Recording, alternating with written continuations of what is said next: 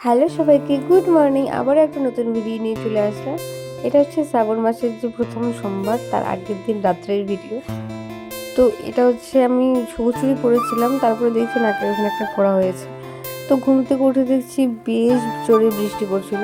তাই ভাবছিলাম যে কতক্ষণে বৃষ্টি কমবে, কারণ মন্দিরে যেতে হবে। তো স্নান সেরে চলে এসেছি, এসে দেখছি রাখি দিয়ে চলে এসেছে। আর আর আজকে হচ্ছে সুরভিদি আর দাদার অ্যানিভার্সারি। আর এদিকে আমার বোন এত যে আলাদা থালা না নিয়ে যাবে না মন্দিরে। আর এখানে দেখো নবদের কাজ প্রায় কমপ্লিট হয়ে গিয়েছে, তো এখন রং করছে ভেতরটা। আর এদিকে চলে এসেছে মন্দিরের সামনে। ও বলছে এখন যাবে না, কারণ কি ও জুতো থেকে যে কাদা পড়েছিল সব প্যান্টে লেগে গিয়েছে, সেই কারণে বলছে ও এখন ভেতরে যাবে না। তো অনেক বুঝিয়ে আমরা নিয়ে গিয়েছিলাম ভেতরে। তো সেখানে ছিল জেঠু, তো বললাম জেঠুকে হাত পা ধুয়ে দিতে। এদিকে দেখো মন্দিরটা বেশ সুন্দর লাগছিল, আজকে অনেক দিন পরে গেলাম, বেশি একটা যাওয়া হয় না।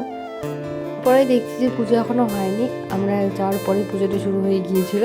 আর ততক্ষণে বৃষ্টিটাও কমে গিয়েছে।